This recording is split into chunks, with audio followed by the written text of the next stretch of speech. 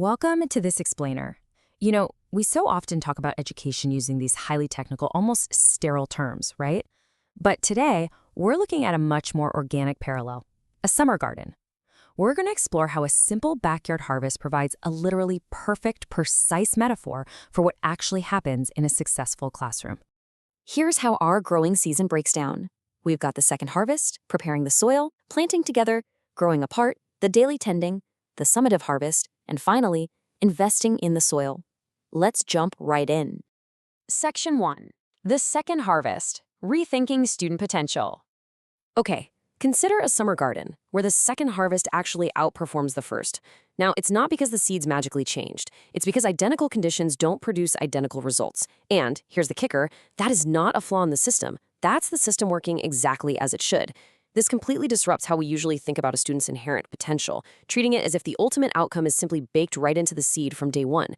Rather than viewing different outcomes as a failure of the lesson or the environment, we have to realize that every single plant keeps its own unique originality while growing in the exact same bed. Nothing comes up identically, and honestly, it's not supposed to.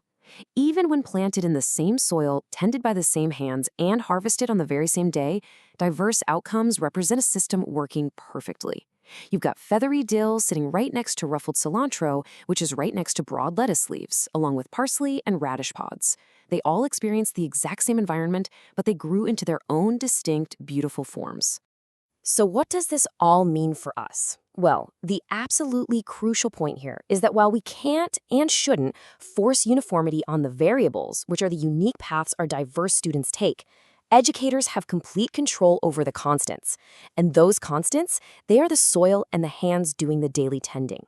Just as a new cohort of students arrives every single semester, they're going to take different paths to demonstrate mastery. But what you, the educator, actually control is that constant environment. Section 2. Preparing the soil. The classroom environment. Before a single seed is even planted, we have to prepare the groundwork, and this is absolutely the most critical step for success. In our metaphor, the soil is the structural environment that you build before students ever walk into the room. It's the foundational work that dictates whether the seeds will even be able to take root at all. So what does that soil actually look like in practice? Well, it's about establishing crystal clear expectations and building predictable daily routines. But importantly, it's also about creating a room where it is genuinely safe to get things wrong.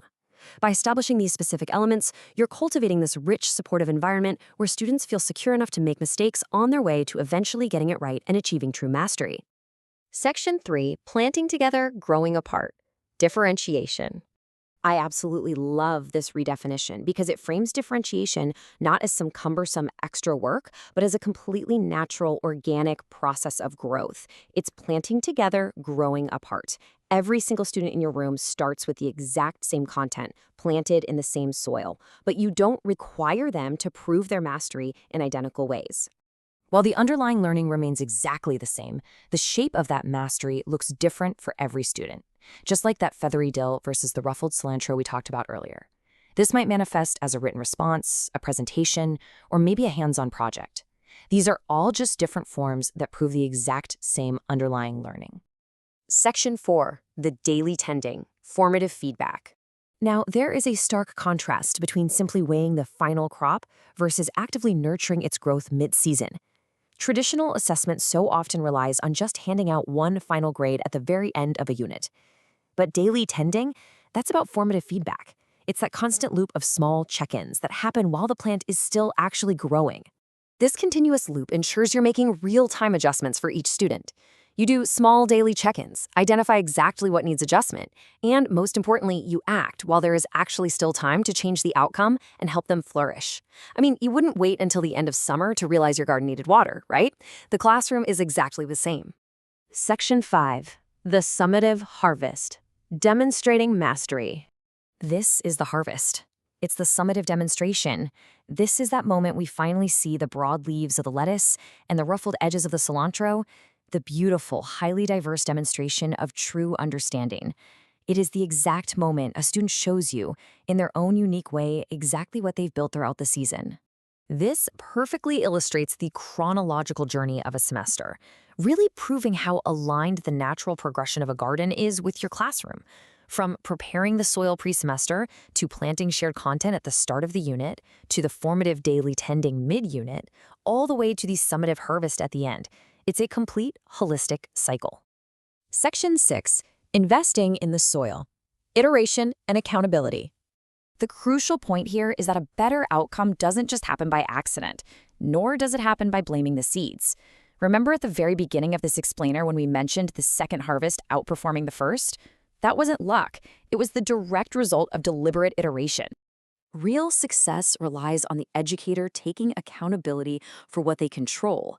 This means tweaking the pacing, sharpening those formative feedback loops, and creating better sequencing based on past failures. It means relentless iteration, literally paying closer attention to the classroom conditions the second time around to improve the environment.